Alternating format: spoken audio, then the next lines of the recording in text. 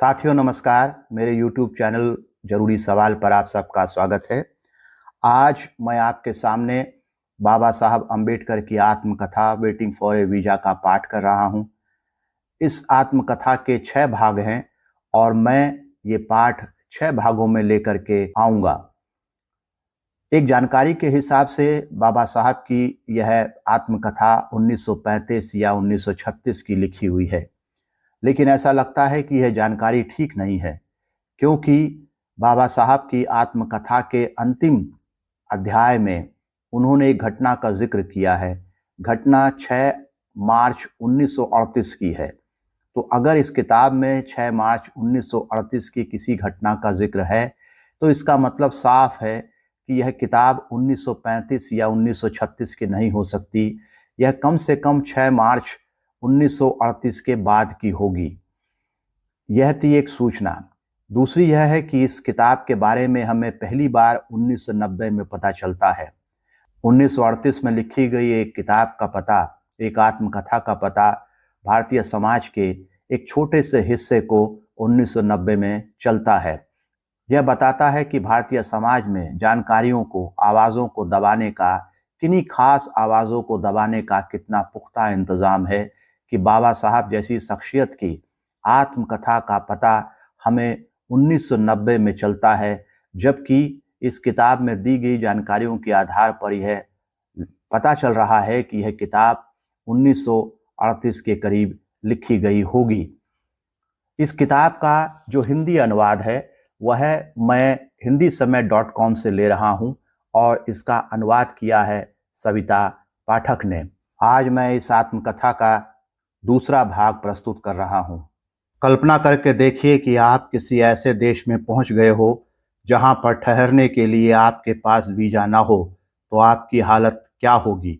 ऐसे में आप लगातार डर और अपराध बोध के भाव से ग्रस्त रहोगे, और अगर आप उस समुदाय के सदस्य हैं जिसको उस देश में ठहरने के लिए वीज़ा मिल ही नहीं सकता, तो आपकी हालत और भी ज़्यादा खराब होगी।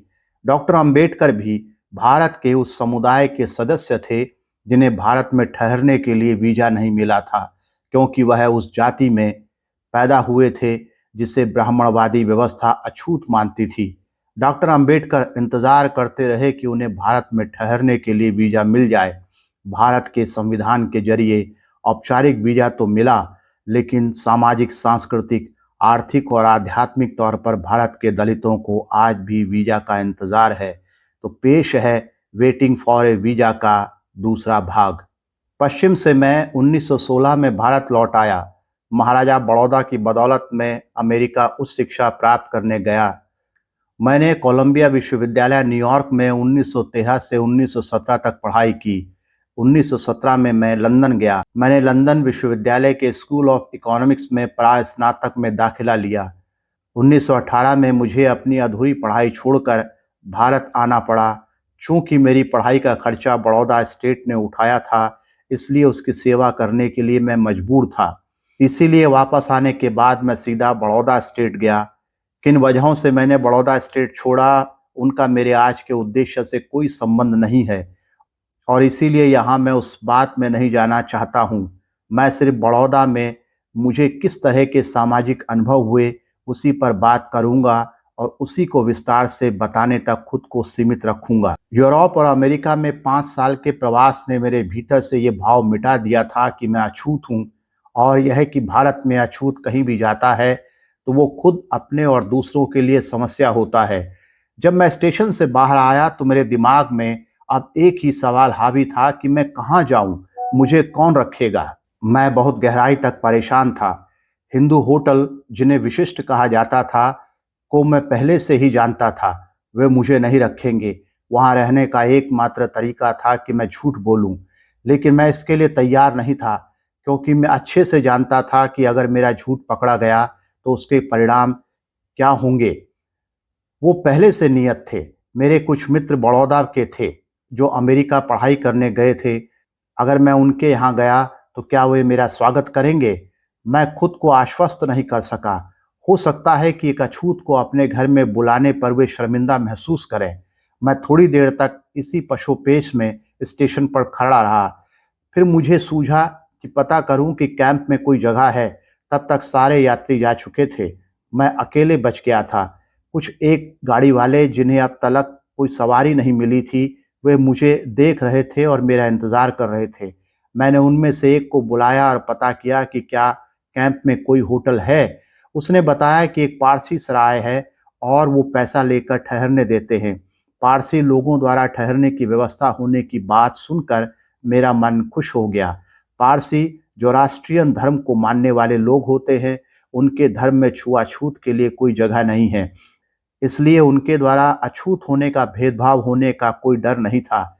मैंने गाड़ी में अपना बैग रख दिया और ड्राइवर से पारसी सराय में ले चलने के लिए कह दिया। यह एक 2 मंजिला सराय थी। नीचे एक बुजुर्ग पारसी और उनका परिवार रहता था।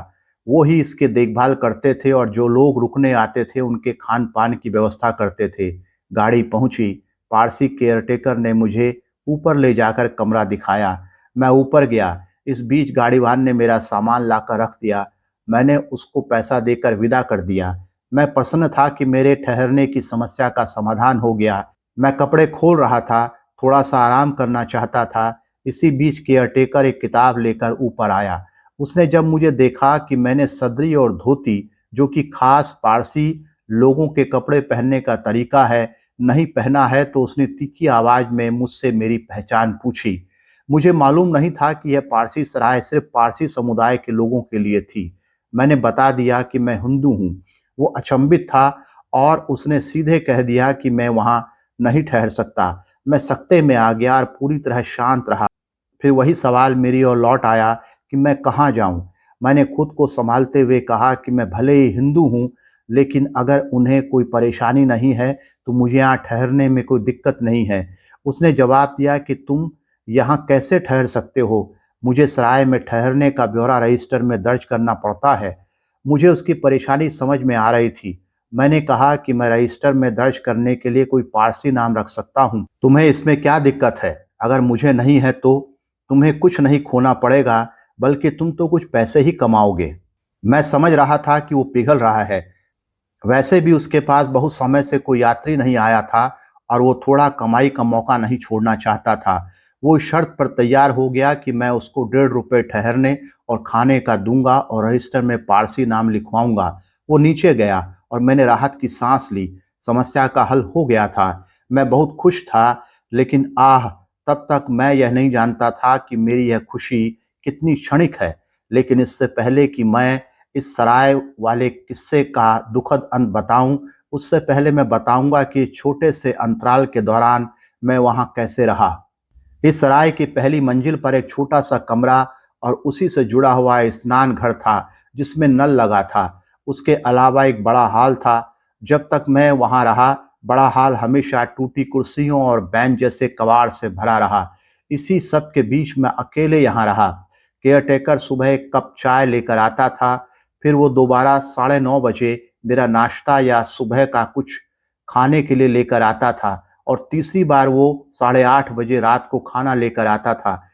केयरटेकर तभी आता जब बहुत ज़रूरी हो जाता था और इनमें से किसी भी मौके पर वो मुझसे बात करने से बचता था। खैर, किसी तरह से ये दिन बीते। महाराजा बड़ौदा की ओर से महालेखागार ऑफिस में मेरी प्रशिक्षु की नियुक्ति हो गई। मैं ऑफिस जाने के लिए सराय को 10 बजे छोड़ देता था और रात को तकरीबन 8 बजे लौटता था और जितना हो सके कंपनी के दोस्तों के साथ समय व्यतीत करता था। सराय में वापस लौट के रात बिताने का विचार ही मुझे डराने लगता था।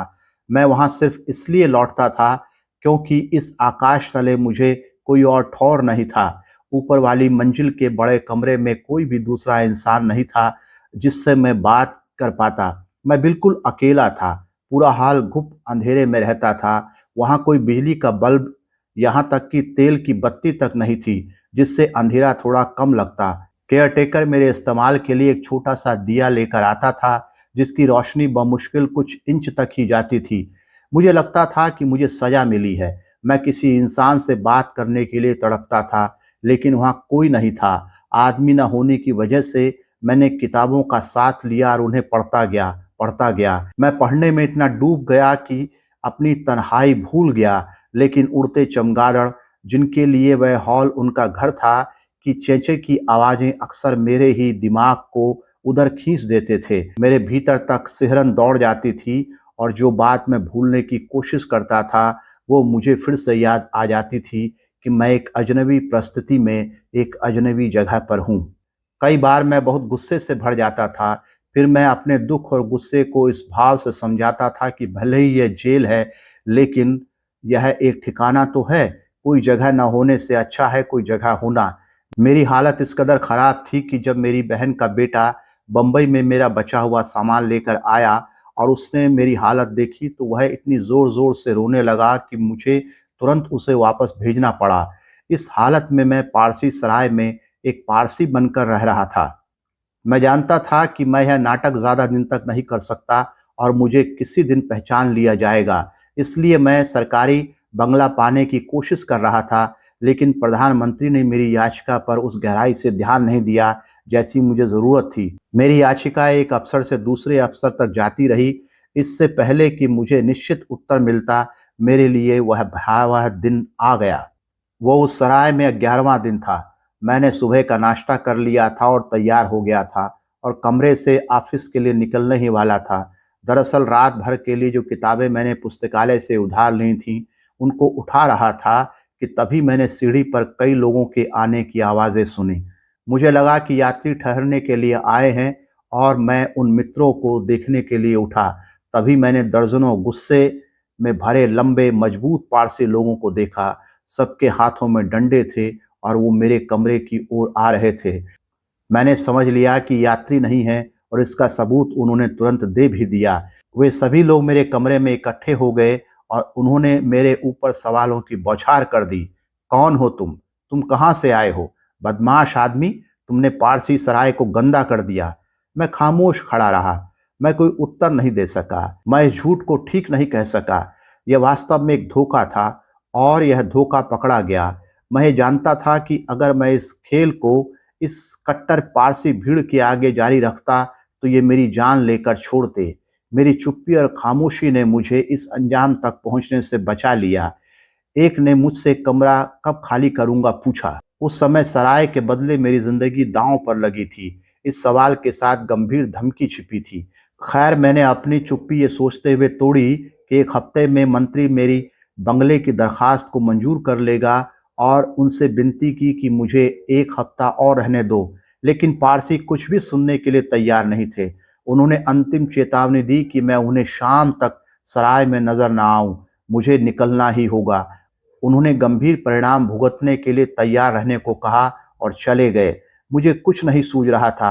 मेरा दिल बैठ गया था। मैं बड़बड़ाता रहा और फूट-फूट कर रोया। अंततः मैंने अपनी कीमती जगह, जी हाँ, मेरे रहने के ठिकाने से वंचित हो गया।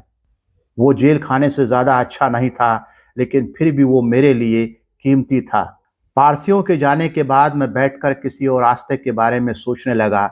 मुझे उम्मीद थी कि जल्द ही मुझे सरकारी बंगला मिल जाएगा और मेरी मुश्किलें दूर हो जाएंगी। मेरी समस्याएं तात्कालिक थीं और दोस्तों के पास इसका कोई उपाय मिल सकता था। बड़ौदा में मेरा कोई अछूत मित्र नहीं था, लेकिन दूसरी जाति के मित्र थे। एक हिंदू था, दूसरा क्रिश्चियन था। पहले मैं अपने हिंदू मित्र के यहाँ गया और बताया कि मेरे ऊपर क्या मुसीबत आ पड़ी है। वह बहुत अच्छे दिल का था और मेरा बहुत करीबी दोस्त था। वह उदास और गुस्सा हुआ। फिर उसने एक बात की ओर इशारा किया कि अगर तुम मेरे घर आए तो मेरे नौकर चले जाएंगे। मैंने उसके आशय को समझा और उससे अपने घर में ठहराने के लिए नहीं कहा। मैंने क्रिश्चियन मित्र के यहाँ जाना उचित नहीं समझा। एक बार उसने मुझे अपने घर रुकने का न्योता दिया था, तब मैंने पारसी सराय में रुकना सही समझा था। दरअसल न जाने का कारण हमारी आदतें अलग होना था। अब जाना बेइज्जती करवाने जैसा था, इसलिए मैं अपने ऑफिस चला गया। लेकिन मैंने वहां जाने का विचार छोड़ा नहीं था। अपने एक मित्र से बात करने के बाद मैंने अपने मित्र से फिर पूछा कि क्या वो अपने यहाँ मुझे रख सकता है। जब मैंने यह सवाल किया तो बदले में उसने कहा कि उसकी पत्नी कब बड़ौदा आ रही है, उससे पूछकर बताएगा। मैं समझ गया कि यह एक चालाकी भरा जवाब है। वो और उसकी पत्नी मूलतः एक ब्राह्मण परिवार के थे। क्रिश्चियन होने के बाद भी पति तो उदार हुआ, लेकिन पत्नी अभी भी कट्टर थी और किसी अछूत को घर में नहीं ठहरने दे सकती थी। उम्मीद की यह किरण भी बुझ गई। उस समय शाम के 4 बज रहे थे जब मैं भारतीय क्रिश्चियन मित्र के घर से निकला था। कहाँ जाऊँ? मेरे लिए विराट सवाल था। मुझे सराय छोड़नी ही थी, लेकिन कोई मित्र नहीं था जहाँ मैं जा सकता था। केवल एक विकल्प था, बम्बई वापस लौटने का। बड़ौदा से बम्बई की रेलगाड़ी 9 बजे रात को थी। 5 घंटे बिताने थे। उनको कहाँ बिताऊँ? क्या सराय में जाना चाहिए? क्या दोस्तों के यहाँ जाना चाहिए? मैं सराय में वापस जाने का साहस नहीं जुटा पाया। मुझे डर था कि पारसी फिर से इकट्ठा होकर मेरे ऊपर आक्रमण कर देंगे। मैं अपने मित्रों के यहाँ नहीं गया। भले ही मेरी हालत बहुत दयनीय थी, लेकिन मैं दया का पात्र नहीं बनना चाहता था। मैंने शहर के किनारे स्थित कमाथी बाग, सरकारी बाग में समय बिताना तय किया। मैं वहाँ कुछ अन्मयस्क भाव से बैठा और कुछ इस उदासी से कि मेरे साथ यह क्या घटा। मैंने अपने माता-पिता के बारे में और जब हम बच्चे थे और जब खराब दिन थे, उनके बारे में सोचा।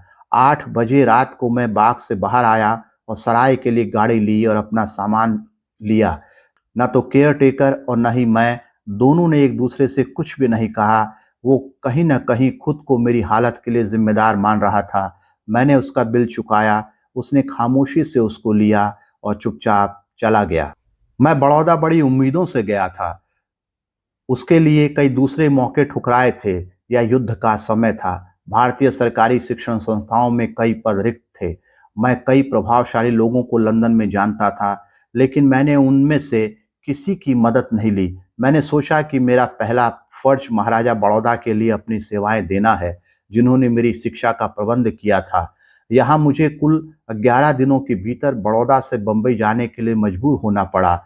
वह दृश्य जिसमें मुझे दर्जनों पारसी लोग डंडे लेकर मेरे सामने डराने वाले अंदाज में खड़े थे और मैं उनके सामने भयभीत नजरों से दया की भीख मांगता खड़ा हूँ, वो 18 वर्षों बाद भी धूमिल नहीं हो सका।